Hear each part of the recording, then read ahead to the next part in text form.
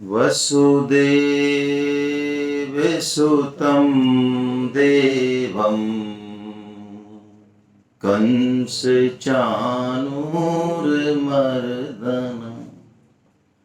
देवकी परमानन्दं कृष्णं वन्दे जगद्गुरुम्। आप सभी वैष्णव जनों के चरणों में दंडवत प्रणाम। हरे कृष्णा। अब हम जो अध्याय करने वाले हैं, ये अध्याय इन 18 अध्यायों में बड़ा विलक्षण है और इसको सबसे विलक्षण कहें तो भी कोई अतिशयोक्ति नहीं होगी। क्या विलक्षणता है इस अध्याय में? 18 अध्यायों में मात्र एक यही अध्याय है जिसको भगवान ने अपना नाम दिया, पुरुषोत्तम योग। पुरुषोत्तम भगवान श्री कृष्ण। 18 अध्याय में ये एक अध्याय है जिसे भगवान ने शास्त्र की संज्ञा दी, खुद ने अपने श्रीमुख से। गीता तो शास्त्र है, लेकिन गीता शास्त्र में भी एक अध्याय को भी शास्त्र कह दिया भगवान ने। क्यों कह दिया? क्योंकि शास्त्र वो है जिसमें भगवान की चर्चा हो, जीव की चर्चा हो, जगत की चर्चा हो और कैसे जीव जगत के बंधन से मुक्त होकर भगवान को प्राप्त कर ले, उस बात की चर्चा हो। और बड़ी विलक्षण बात है कि इस अध्याय में मात्र 20 श्लोक हैं, सबसे छोटा अध्याय पूरी गीता का, लेकिन भगवान ने इन चारों बातों का ही वर्णन किया है और अद्भुत तरीके से वर्णन किया है। यानी सिर्फ एक इस अध्याय को भी हम ठीक से ग्रहण कर लें तो समस्त गीता का, और समस्त गीता का मतलब समस्त शास्त्रों का सार, संक्षिप्त उनका ग्रहण हम कर सकते हैं इस एक अध्याय मात्र से। ऐसा विलक्षण अध्याय है। खुद कह रहे हैं भगवान अपने श्रीमुख से, अर्जुन ने कोई प्रश्न नहीं पूछा है। क्यों कह रहे हैं, इसका थोड़ा बैकग्राउंड समझ लेते हैं हम लोग पहले। आज 12वें अध्याय में, जिसका कि नाम भक्ति योग था, जिसको कि भक्ति षटक यानी 6 अध्याय, यानी चैप्टर नंबर 7 से और 12, ये जो भक्ति षटक है इसका लास्ट अध्याय था, वो 12वां अध्याय, जिसको कि बहुत इंपॉर्टेंट मानते हैं। तो उस 12वें अध्याय में अर्जुन का एक प्रश्न था कि जो आपके सगुण साकार की उपासना करते हैं और जो आपके निर्गुण निराकार रूप की उपासना करते हैं, उन दोनों में से सर्वश्रेष्ठ, ये एक प्रश्न था। बड़ा $1,000,000 क्वेश्चन है ये। इस पे हजारों सालों से बड़े बड़े ज्ञानी ध्यानी उलझ रहे हैं और अभी भी आज भी उलझ रहे हैं। लेकिन भगवान की गीता कैसी विलक्षण है कि इस $1,000,000 प्रश्न का भी जवाब भगवान एक श्लोक में ही चटकाते हैं, बिल्कुल खत्म। भगवान ने बिल्कुल स्पष्ट शब्दों में कह दिया, कोई भी पढ़ सकता है 12.2 में ही, कि जो परम श्रद्धा से युक्त होकर मेरे सगुण साकार की उपासना करता है वो मेरे मत में सर्वश्रेष्ठ योगी है।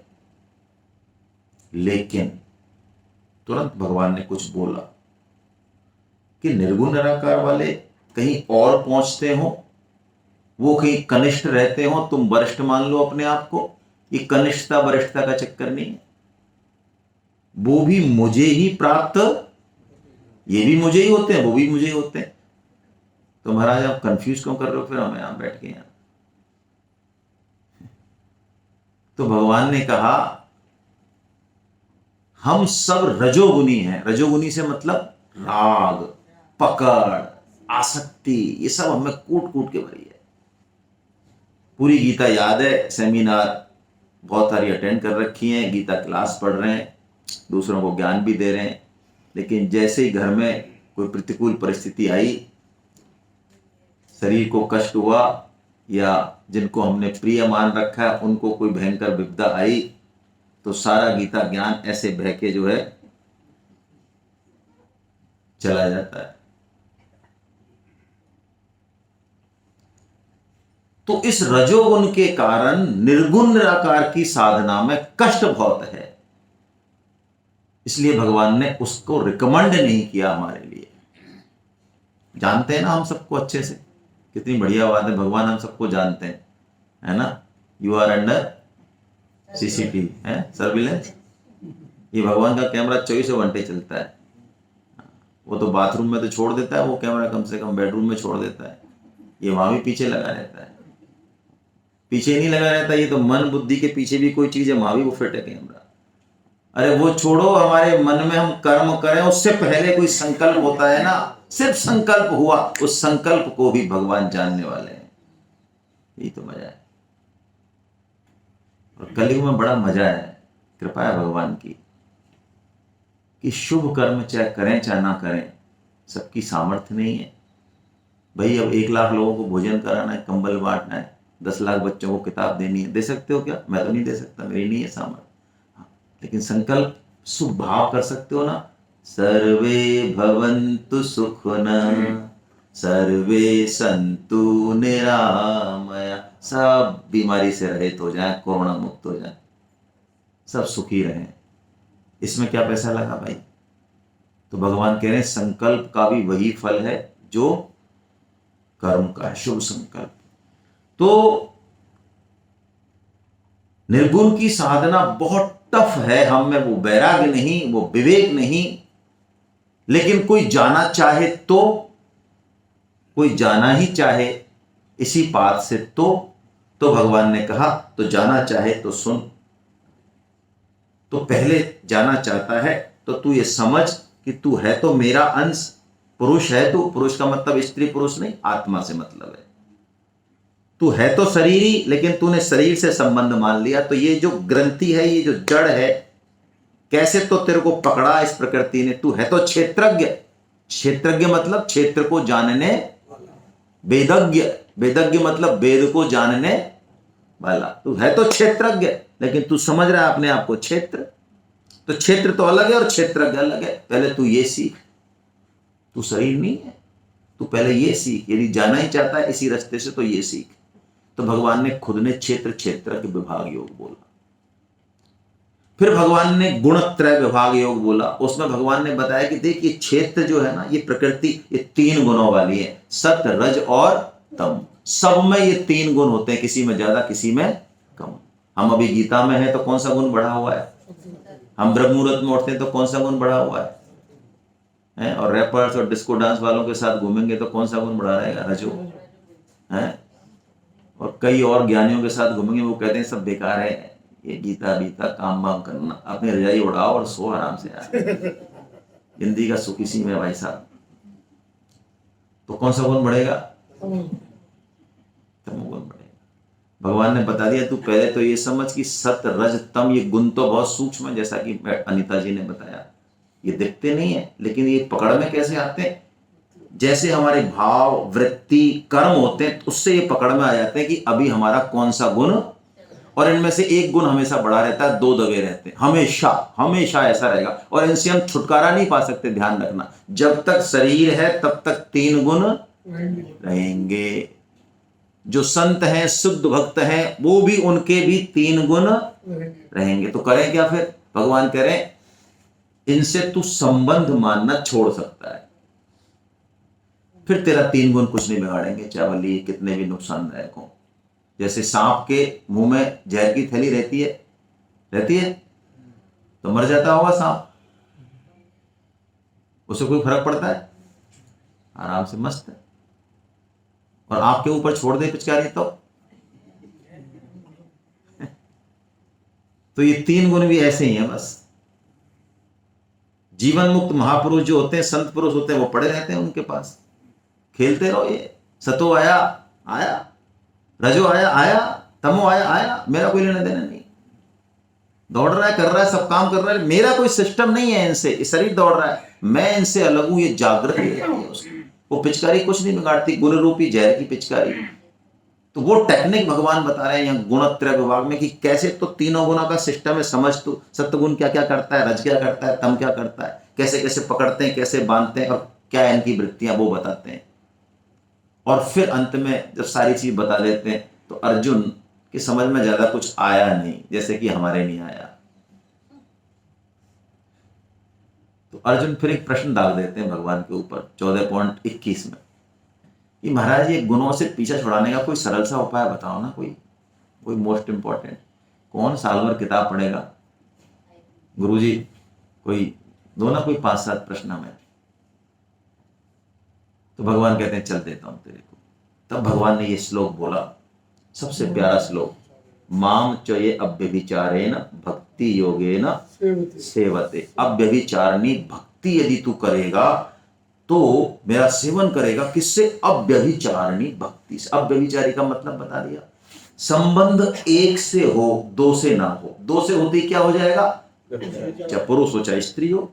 अब देखिए हम किसके हैं बताएंगे भगवान, इसलिए अव्यभिचारिणी भक्ति करने का तरीका बताएंगे अब।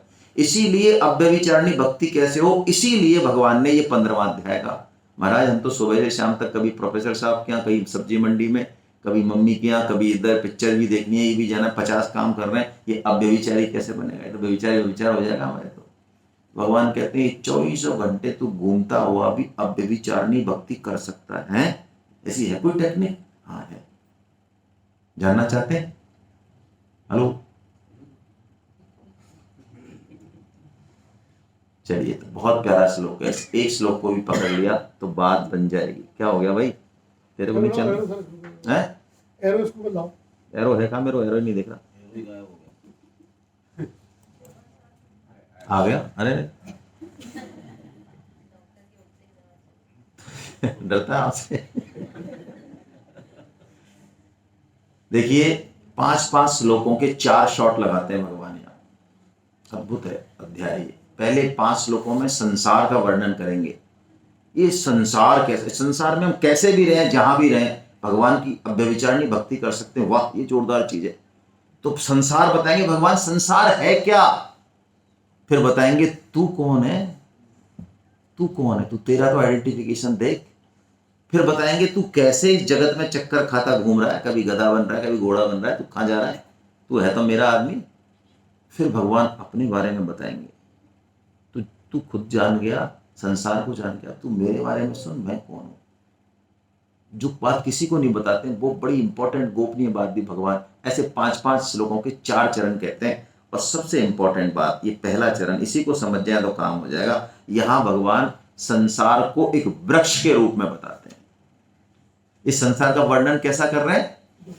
और देखिए इस वृक्ष की जड़ ऊपर की तरफ है कि नीचे की तरफ है?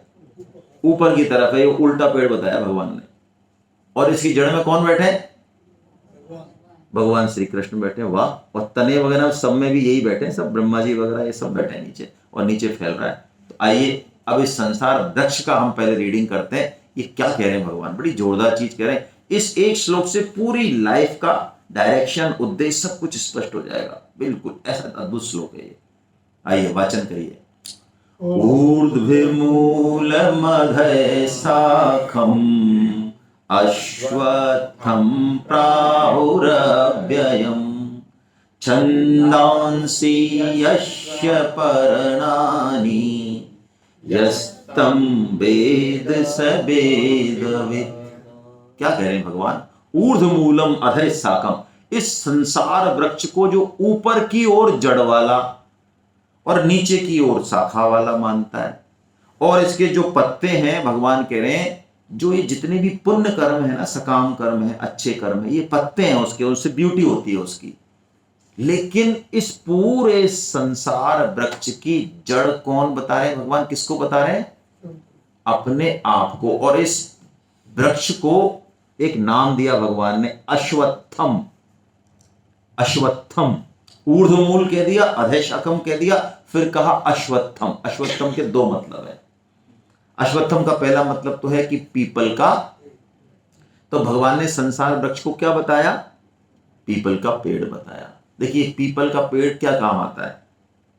हमने यज्ञ करते हैं ना, अग्निहोत्र घर में, तो किसकी लकड़ी काम में लेते हैं? पीपल की लेते हैं। क्या मैसेज है देखिए इस एक ही शब्द से। इसका मतलब ये शरीर संसार में आ गया या बाहर है? आ गया। हमारी गाड़ी, घोड़ा, परिवार, कोई चीज बची जो संसार में नहीं आई? कुछ नहीं है, सब आ गया। तो इसका मतलब ये जो कुछ है अड़ंगा, ये किसके लिए है? यज्ञ करने के लिए है, भोगने के लिए नहीं है। अश्वत्थ कह दिया ना भाई, हम तो इसको अपना मान के बैठे थे। भगवान कह रहे हैं किसके लिए मिला है तेरे को? यज्ञ। यज्ञ का मतलब गीता मानती है कर्तव्य कर्म, जो ड्यूटी हमारी है। जिस समय अभी मैंने अपने आप को फादर मान रखा तो मेरी ड्यूटी अलग है। अभी मैंने मान रखा कि नहीं मैं भारत देश का नागरिक हूं, संकट है देश पर, मेरी ड्यूटी अलग है। अभी मैंने मान रखा कि नहीं मैं यूनिवर्सिटी में पढ़ा रहा हूं, प्रोफेसर, मेरी ड्यूटी अलग है। अभी मैं स्टूडेंट, जो हम हैं जब उस समय, जो वही हमारी ड्यूटी है। तो हम इस पूरे सिस्टम को, इस अड़ंगे को, इस संसार को किस में काम में लेना है हमको? यज्ञ यानी कर्तव्य कर्म में। दूसरा मैसेज क्या है? अश्वत्थ का दूसरा मतलब है जो एक क्षण भी टिके ना जा रहा है। शास्त्र कहते हैं 1 सेकंड की 1000 हिस्से भी करें उतने में हमारा ये शरीर बदल जाता है। हम तो हंसेंगे हैं हम तो अभी नाश्ता करके आए थे और अभी भी शरीर तो वैसे ही लगा, थोड़ा पेट फूला है बस। लेकिन साइंस ने बताया कि अरबों कोशिकाएं, हर कोशिका में इतने चेंजेज हैं, यानी ये शरीर हर क्षण बदल रहा है। हमें चाहे महसूस हो चाहे भाई, बचपन में जैसा शरीर था वो अब है क्या? कहां गया? हेलो, बड़ा हो गया, चेंज हो गया। कब गया? कौन सी डेट हो गया भाई साहब आपका बचपन? आपका ही था? हाँ था तो मेरा कब गया? ये लोग, इनको खुद को खुद की चीज का ही पता नहीं है। कोई डेट, कोई महीना, कोई महीना, महीना भी नहीं। इसका मतलब ये जा ही रहा है, इसका सदुपयोग तो हम कर सकते हैं, इसको रोक नहीं सकते। अब मूल बात इस श्लोक की, भगवान ने वेद वेद कह दिया उसको। भगवान ने कहा इस श्लोक को जो समझ जाएगा वो वेदों का ज्ञाता है, भगवान की वाणी है। वेद जिनको हम पढ़ नहीं सकते, मैंने नहीं पढ़े इसलिए मैं बार बार पूछता हूं, कोई है क्या भाई जिसने वेद पढ़े? एनीबॉडी? मुझे आज तक नहीं मिला। हाँ कोई है तो मैं पूछूं फिर कुछ उससे। पढ़े भी हैं, समझने की बात नहीं कर रहा हूं, पढ़े ही हैं रट्टा। एक बार ये ऋग्वेद, ये यजुर्वेद सब पढ़ लिया मैंने, समझना तो छोड़ें। ये लो, कोई नहीं मिलता।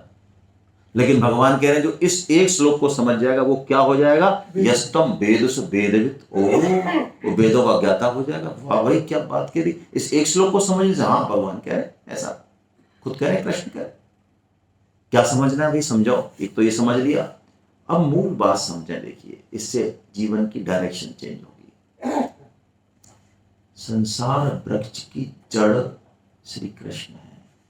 अब आप समझिए, कर्मों की महत्ता बहुत है हमारे दिमाग में। अब समझिए, आपको किसी वृक्ष को यदि पोषण देना है, आप तो एग्रीकल्चर यूनिवर्सिटी के हैं, तो आप पानी कहां देते हैं? अच्छा, एक एक स्प्रे करते हैं कहीं ऊपर? भाई तेरे को मिला नहीं मिला? अच्छा, जड़ दिखती है आपको? दिखती है? नहीं दिखती। पेड़ दिखता है? जो दिख रहा है उसको तो दे नहीं रहे, और नहीं दिख रहा उसको दे रहे हो। क्यों भाई? क्योंकि हमें पता है कि यदि हमने जड़ का पोषण कर दिया तो एक एक पत्ता, एक एक डाली को यथा योग्य पोषण। यदि हमने श्री कृष्ण रूपी जड़ का पोषण कर दिया तो अब संसार का कोई भी ऋण हमारे ऊपर बाकी। और हमने जड़ का पोषण नहीं किया, और चाहे दुनिया में कितने भी हमने क्रांतिकारी परिवर्तन ला दिए, कितने भी परोपकार सत्कर्म कर लिए, वो सब जीरो हैं, जीरो। अच्छा, आपके पास 5 जीरो हो और मेरे पास 50 जीरो हो, कोई फर्क, कोई डिफरेंस? हेलो, कोई डिफरेंस नहीं। देखिए, आपके पास एक जीरो है, मेरे पास 50 है, बहुत कई सारी क्षमताएं हैं, बल है, पद है, पैसा है, फलाना है, ढिकाना है, 50 है जीरो। आपके पास एक ही है, लेकिन आपने एक श्री कृष्ण रूपी इस एक के अंक को पकड़ लिया तो आपकी एक जीरो कितनी हो जाएगी? 10 हो जाएगी। और यदि आपने एक को नहीं पकड़ा, आपने जीवन में जितनी भी जीरो इकट्ठी करी है, ठीक है, आपको रोज फेंटा बन रहे होंगे, चीफ गेस्ट बनाए जा रहे होंगे, वो सब जीरो है। राम नाम को अंक है और अंक बिना सब सोन। और अंक गए कछु हाथ नहीं, और अंक भये 10 गुण। एक को पकड़ लिया, एक जीरो भी पार कर देगी। इसको पूरी लाइफ का एक फिलॉसफी बना ले। इस संसार वृक्ष की जड़ भगवान श्री कृष्ण हैं और उन्हीं से सब आए हैं। तो हम किसी की सेवा नहीं कर रहे, हम क्यों अकाउंट रखें किसी के प्रति? हमको तो मौका मिल रहा है, तो हम तो अल्टीमेटली श्री कृष्ण की ही तो सेवा कर रहे हैं, और वही सामर्थ्य दे रहे हैं, वही सब कुछ दे रहे हैं। इस भाव से हम संसार में रहें तो हमें कहीं भी कोई समस्या होने वाली नहीं है। अब भगवान बता रहे हैं, अर्जुन तू है कौन? हम आपके है कौन? ममेवांसो जीवलोके जीव भूता सनातना, मनः षष्ठानीन्द्रियाणि प्रकृतिस्थानि कर्षति। ममेवांशो, वाह क्या बात कही। मम एव अंशो, तू केवल और केवल मेरा है, किसी और का है ही नहीं।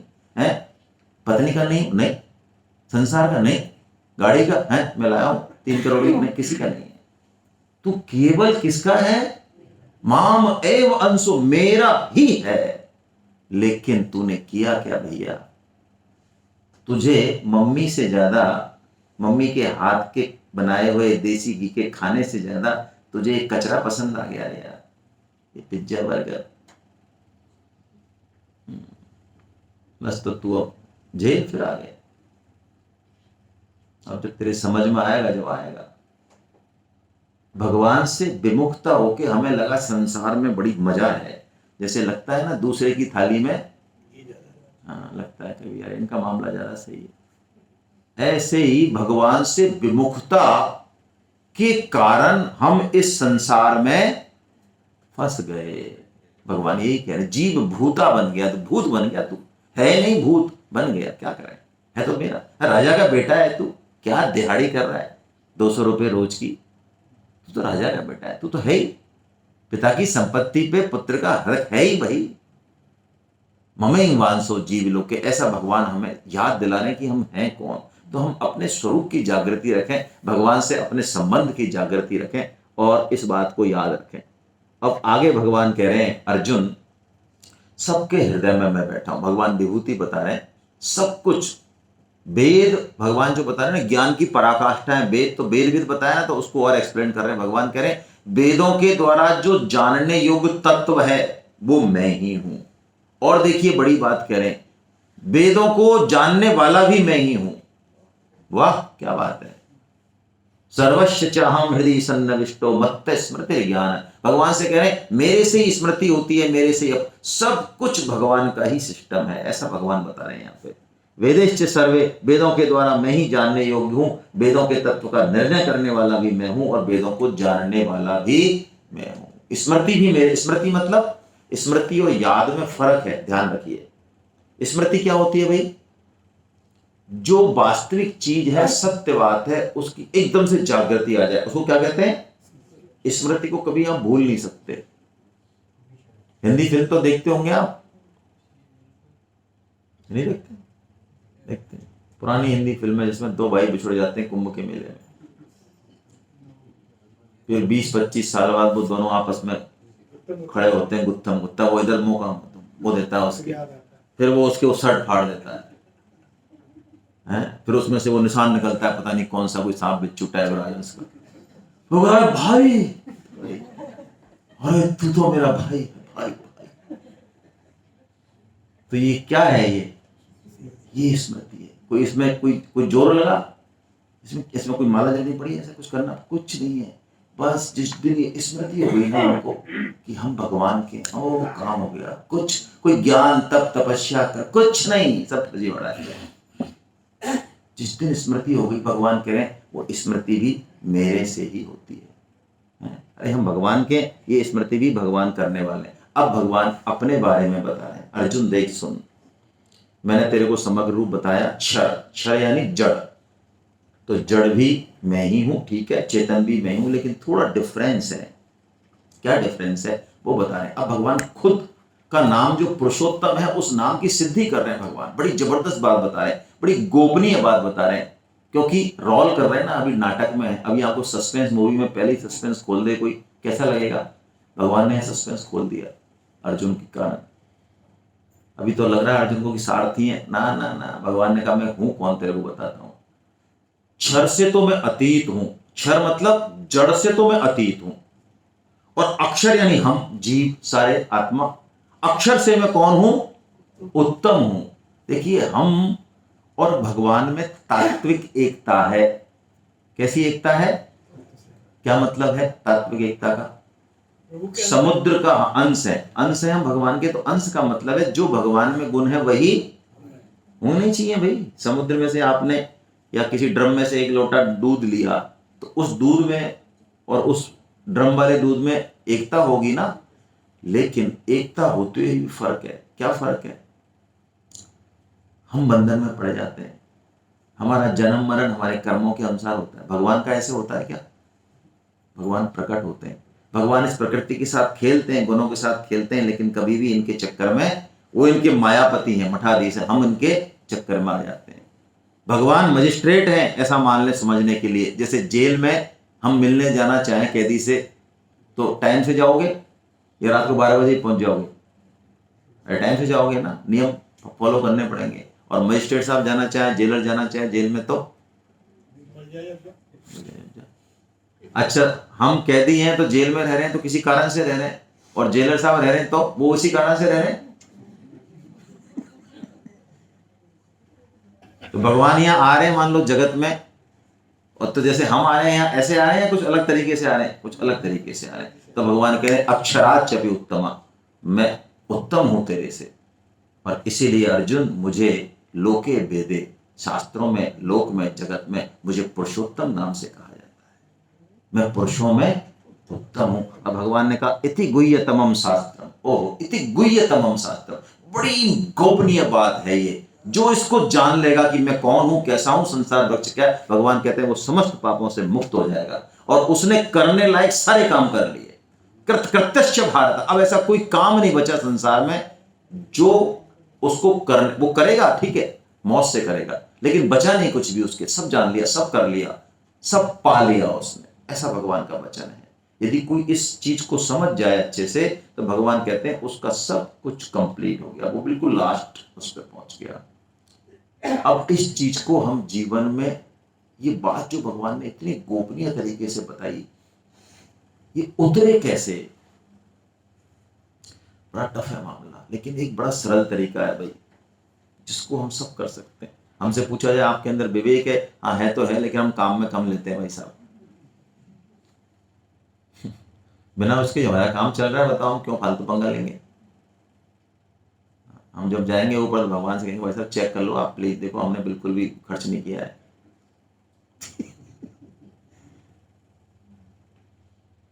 अच्छा, हमें कोई वैराग्य है?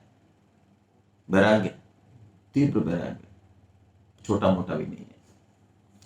तो कैसे करें भाई, कौन से साधन से जाए? हर साधन में मामला गड़बड़ है हमारे साथ। तो परम श्रद्धेय सेठ जी महाराज, सेठ जी का नाम मतलब जो गीता प्रेस के संस्थापक में है, जयदयाल जी गोयनका साहब, ऐसी महान हस्ती।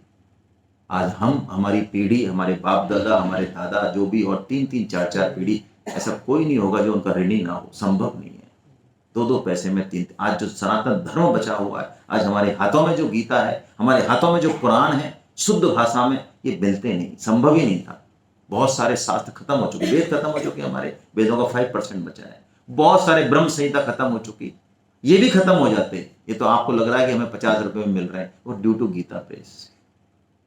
वो परम श्रद्धेय सेठ जी महाराज ने जब गीता पढ़ी आज से 100 साल पहले, उनको 2 श्लोक, पूरी गीता पढ़ी तो 2 श्लोकों पे जैसे ही उन्होंने पढ़ा उनकी नजर चिपक गई। तो हम भी गीता पढ़ते हैं बार बार, लेकिन संतों की दृष्टि अलग होती है। जब वो 18वें अध्याय में गए, भगवान ने बिल्कुल लास्ट में जाके जब सारे योग वो सब बात बता दी, तब बिल्कुल लास्ट में जब सब कुछ खत्म हो गया, तब भगवान ने वो 2 श्लोक बोले।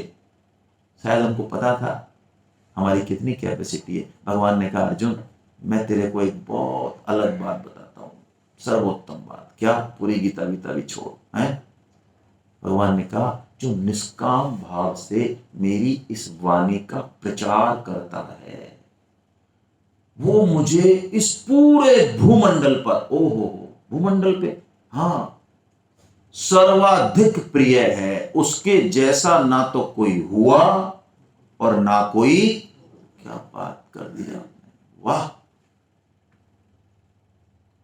अब आपको समझ में आया हम जयपुर से आनंद क्यों आए? बिना स्वार्थ के कोई नहीं आता ना, हम किसी कमीशन के चक्कर में आए। और हम आपको बार बार साष्टांग दंडवत भी इसलिए करते हैं, आपके कारण हमारा कमीशन बन रहा है भाई। तो ऐसी दलाली क्या आप भी करना चाहोगे? अवश्य करनी चाहिए, जितनी कैपेसिटी है उससे ज्यादा करनी चाहिए। रिजल्ट आएगा, अच्छा है बुरा है कोई फर्क नहीं पड़ता, लेकिन आप पक्की बात मानिए करणीय तत्व यही है। और मैं आपको बहुत, हालांकि मेरा कोई अनुभव नहीं है लेकिन मैं बता दूं, यदि आपको ये लगता हो कि गीता शब्दों में छिपी है और हम इसको बुद्धि से जान पाएंगे तो आप बहुत बड़ी गलत फहमी में, मुश्किल नहीं असंभव है। गीता शब्दों में नहीं है, गीता भगवान की कृपा से प्रकट होती है और हृदय में प्रकट होती है। आप एक अक्षर ना पढ़ें लेकिन भगवान का काम करें तो जो श्लोक आप 5 साल में नहीं सीख पाए वो एक श्लोक आपको अलग तरीके से खुद प्रकट करेगा आपको अपने सामने। और ऐसा आपके साथ हो तो आप माने, नहीं तो मत माने।